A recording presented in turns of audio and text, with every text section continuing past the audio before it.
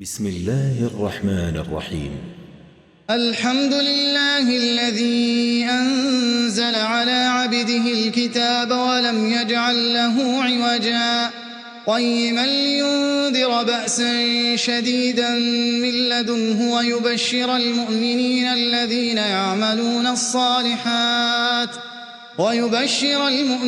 الذين يعملون الصالحات أن لهم أجرا حسنا ماكثين فيه أبدا وينذر الذين قالوا اتخذ الله ولدا ما لهم به من علم ولا لآبائهم كبرت كلمة تخرج من أفواههم إن يقولون إلا كذبا فلعلك باخع نفسك على آثارهم إن لم يؤمنوا بهذا الحديث أسفا إنا جعلنا ما على الأرض زينة لها لنبلوهم أيهم أحسن عملا وإنا لجاعلون ما عليها صعيدا جرزا أم حسبت أن أصحاب الكهف والرقيم كانوا من آياتنا عجبا إذ أوى الفتية إلى الكهف فقالوا ربنا آتنا من لدنك رحمة وهيئ لنا من أمرنا رشدا فضربنا على آذانهم في الكهف سنين عددا ثم بعثناهم لنعلم أي الحزبين أحصى لما لبثوا أمدا نحن نقص عليك نبأهم بالحق إنهم فتية آمنوا بربهم وزدناهم هدى وربطنا على قلوبهم إذ قاموا فقالوا ربنا رب السماوات والأرض لن ندعو من دونه إلها لقد قلنا إذا شططا هؤلاء قومنا اتخذوا من دونه آلهة لولا يأتون عليهم بسلطان بين فمن أظلم ممن افترى على الله كذبا وإذ اعتزلتموهم وما يعبدون إلا الله فأووا إلى الكهف ينشر لكم ربكم من رحمته ويهيئ لكم من أمركم مرفقا وترى الشمس إذا طلعت تزاور عن كهفهم ذات اليمين وإذا غربت تقرضهم ذات الشمال وهم في فجوة منه ذلك من آيات الله من يهد الله فهو المهتد ومن يضلل فلن تجد له وليا مرشدا وتحسبهم أيقاظا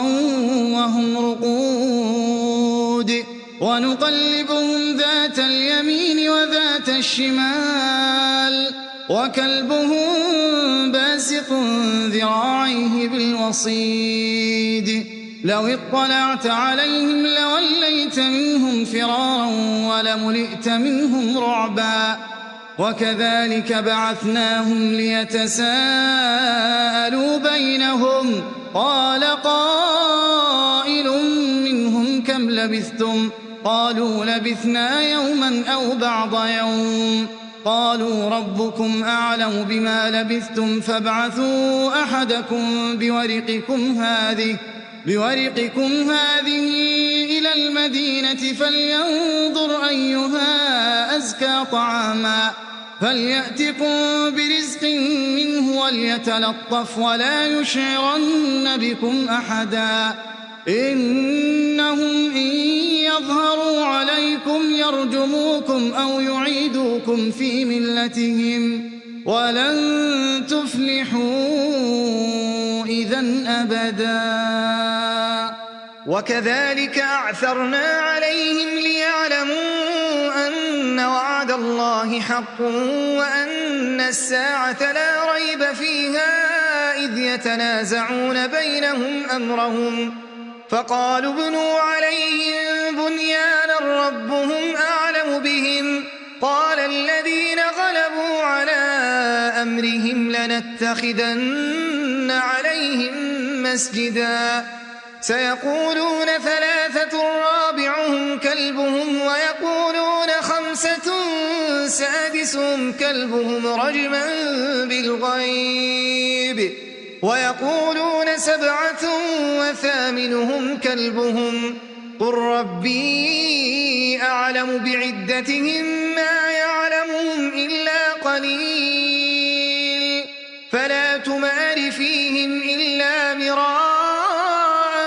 ظاهرا ولا تستفت فيهم منهم أحدا ولا تقولن لشيء إني فاعل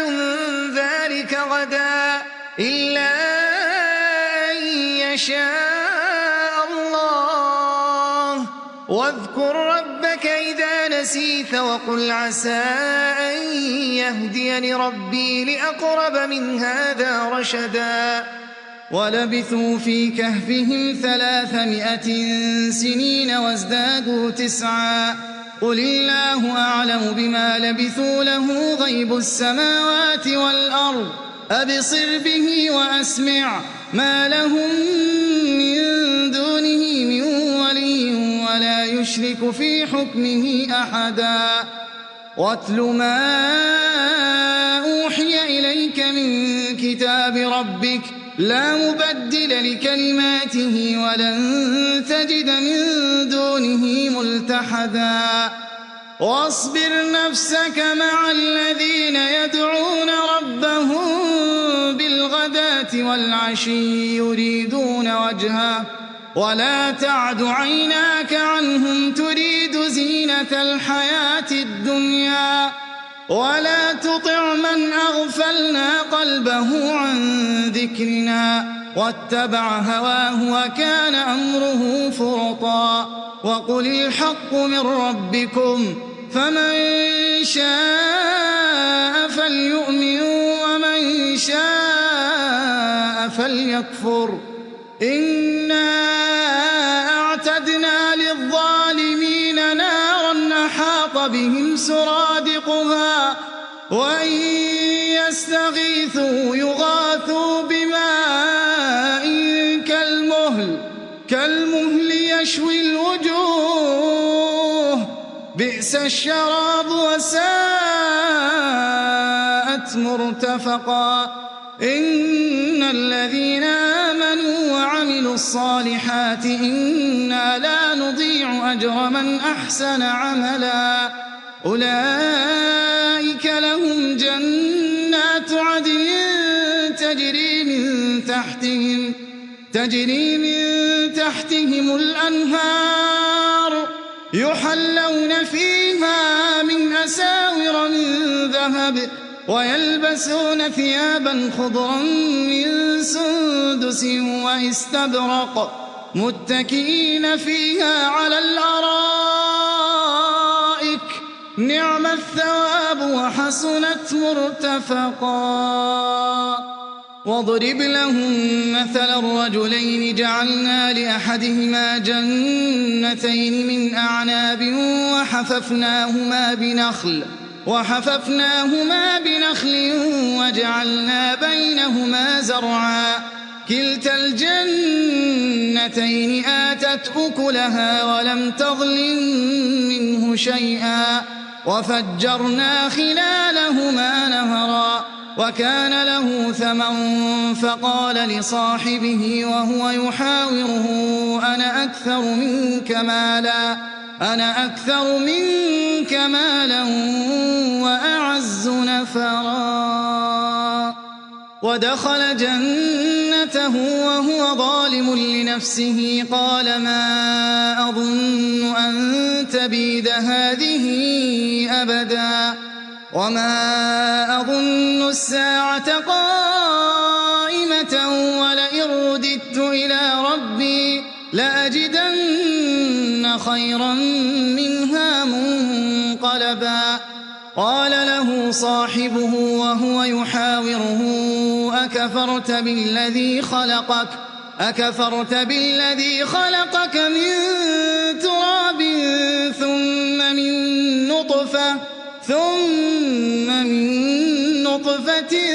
ثم سواك رجلا لكن هو الله ربي ولا أشرك بربي أحدا ولولا إذ دخلت جنتك قلت ما شاء الله لا قوة إلا بالله إن ترني أنا أقل منك مالا وولدا فعسى ربي أن يؤتيني خيرا من جنتك ويرسل عليها حسبانا من السماء فتصبح صعيدا زلقا أو يصبح ماؤها غورا فلن تستطيع له طلبا وأحيط بثمره فأصبح يقلب كفيه على ما أنفق فيها وهي خاوية على عروشها ويقول يا ليتني لم أشرك بربي أحدا ولم تكن له فئة ينصرونه من دون الله وما كان منتصرا هنالك الولاية لله الحق هو خير ثوابا وخير عقبا واضرب لهم مثل الحياة الدنيا كماء أنزلناه من السماء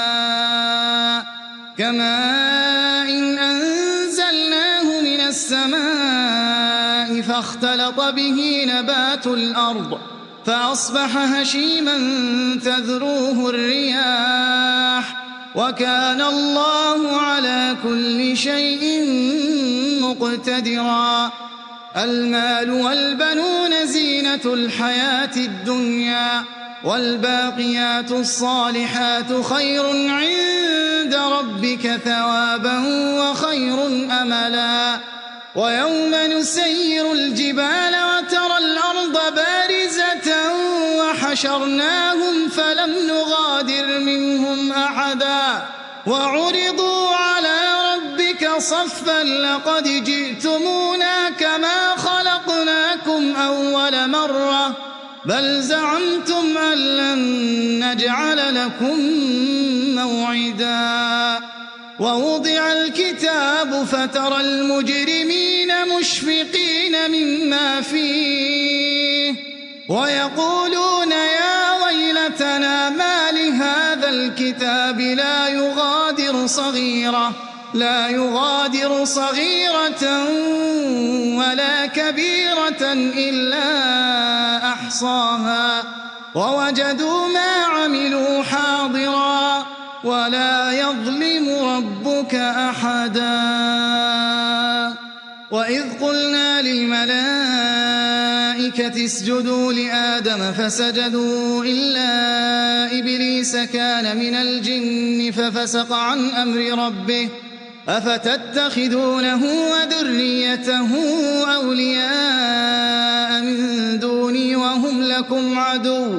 بئس للظالمين بدلا ما أشهدتهم خلق السماوات والأرض ولا خلق أنفسهم وما كنت متخذ المضلين عضدا ويوم يقول نادوا شركائي الذين زعمتم فدعوهم فلم يستجيبوا لهم وجعلنا بينهم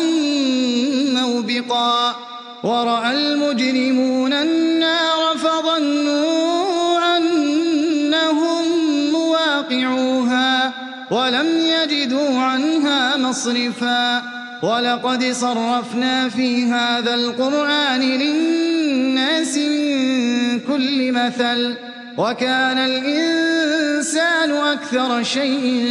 جدلا وما منع الناس أن يؤمنوا إذ جاءهم الهدى ويستغفروا ربهم إلا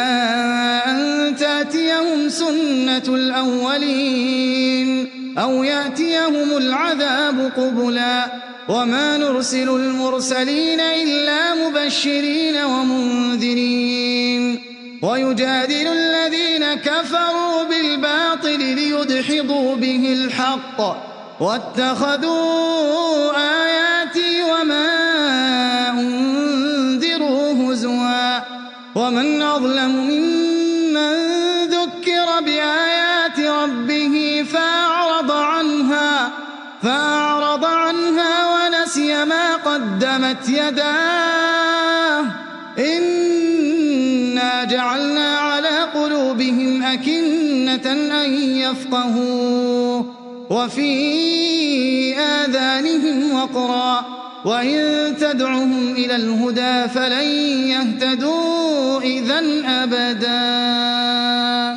وربك الغفور ذو الرحمة لو يؤاخذهم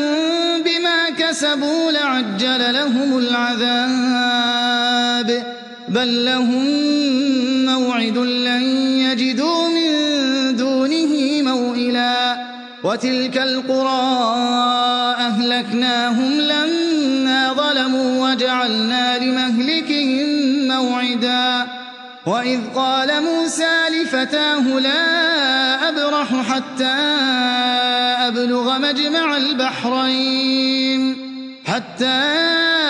أبلغ مجمع البحرين أو أمضي حقبا فلما بلغا مجمع بينهما نسيا حوتهما فاتخذ سبيله في البحر سربا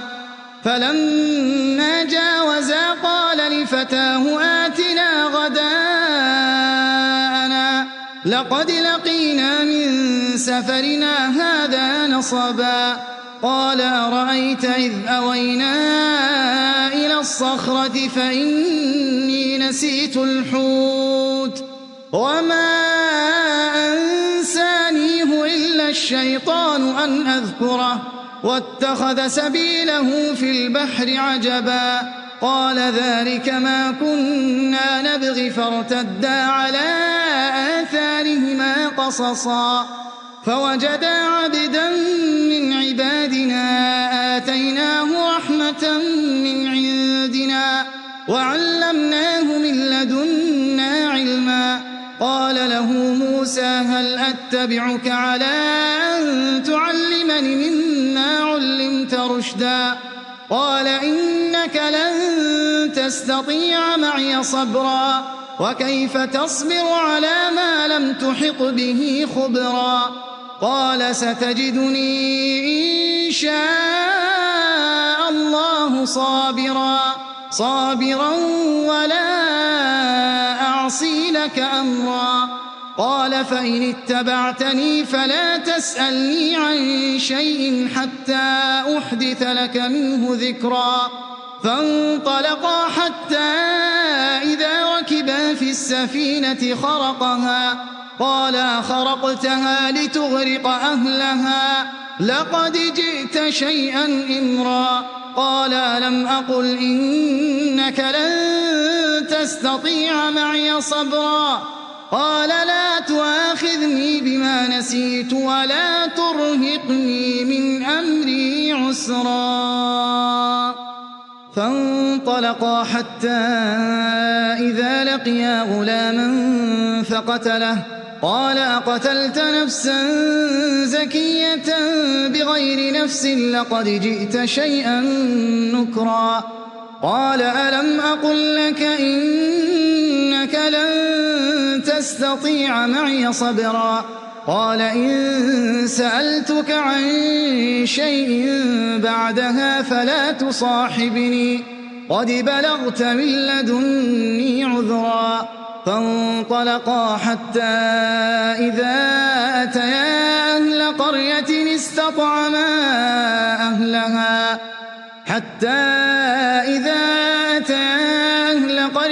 استطعما أهلها فأبوا أن يضيفوهما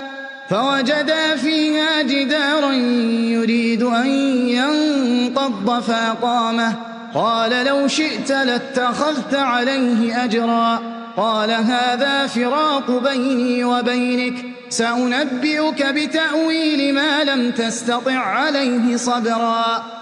أما السفينة فكانت لمساكين يعملون في البحر فأردت أن أعيبها وكان وراءهم ملك يأخذ كل سفينة غصبا وأما الغلام فكان أبواه مؤمنين فخشينا أن يرهقهما طغيانا وكفرا فأردنا أن يبدلهما ربهما خيرا منه زكاة وأقرب رحما وأما الجدار فكان لغلامين يتيمين في المدينة وكان تحته كنز لهما وكان أبوهما صالحا فأراد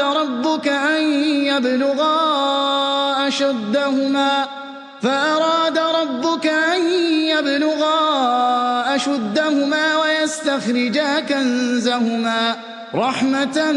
من ربك وما فعلته عن أمري ذلك تأويل ما لم تسطع عليه صبرا ويسألونك عن ذي القرنين قل سأتلو عليكم منه ذكرا إنا مكنا له في الأرض وآتيناه من كل شيء سببا فأتبع سببا حتى إذا بلغ مغرب الشمس وجدها تغرب في عين حمئة ووجد عندها قوما قلنا يا ذا القرنين إما أن تعذب وإما أن تتخذ فيهم حسنا قال أما من ظلم فسوف نعذبه ثم يرد إلى ربه فيعذبه عذابا نكرا وأما من آمن وعمل صالحا فله جزاء الحسنى وسنقول له من أمرنا يسرا ثم أتبع سببا حتى إذا بلغ مطلع الشمس وجدها تطلع على قوم لم نجعل لهم من دونها سترا كذلك وقد أحطنا بما لديه خبرا ثم أتبع سببا حتى إذا بلغ بين السدين وجد من دونهما قوما لا يكادون يفقهون قولا قالوا يا ذا القرنين إن يأجوج ومأجوج مفسدون في الأرض فهل نجعل لك خرجا على أن تجعل بيننا وبينهم سدا قال ما مكني فيه ربي خير فأعينوني بقوة أجعل بينكم وبينهم ردما آتوني زبر الحديد حتى إذا ساوى بين الصدفين قال انفخوا حتى إذا جعله نارا قال آتوني أفرغ عليه قطرا فما استطاعوا أن يظهروه وما استطاعوا له نقبا قال هذا رحمة من ربي فإذا جاء وعد ربي جعله دكا وكان وعد ربي حقا وتركنا بعضهم يومئذ يموج في بعض ونفخ في الصور فجمعناهم جمعا وعرضنا جهنم يومئذ للكافرين عرضا الذين كانت أعينهم في غطاء عن ذكري وكانوا لا يستطيعون سمعا أفحسب الذين كفروا أن يتخذوا عبادي من دوني أولياء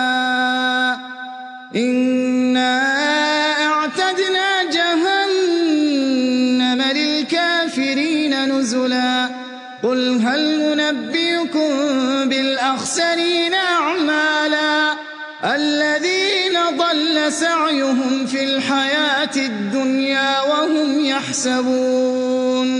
وَهُمْ يَحْسَبُونَ أَنَّهُمْ يُحْسِنُونَ صُنْعًا أُولَئِكَ الَّذِينَ كَفَرُوا بِآيَاتِ رَبِّهِمْ وَلِقَائِهِ فَحَبِطَتْ أَعْمَالُهُمْ فَلَا نُقِيمُ لَهُمْ يَوْمَ الْقِيَامَةِ وَزْنًا ذَلِكَ جَزَاؤُهُمْ جَهَنَّمُ بما كفروا واتخذوا آياتي ورسلي هزوا إن الذين آمنوا وعملوا الصالحات كانت لهم جنات الفردوس نزلا خالدين فيها لا يبغون عنها حولا قل لو كان البحر مدادا لكلمات ربي لنفد البحر قبل أن تنفد كلمات ربي ولو جئنا بمثله مددا قل إنما أنا بشر مثلكم يوحى إلي أنما إلهكم إله واحد فمن كان يرجو لقاء ربه فليعمل عملا صالحا ولا يشرك بعبادة ربه أحدا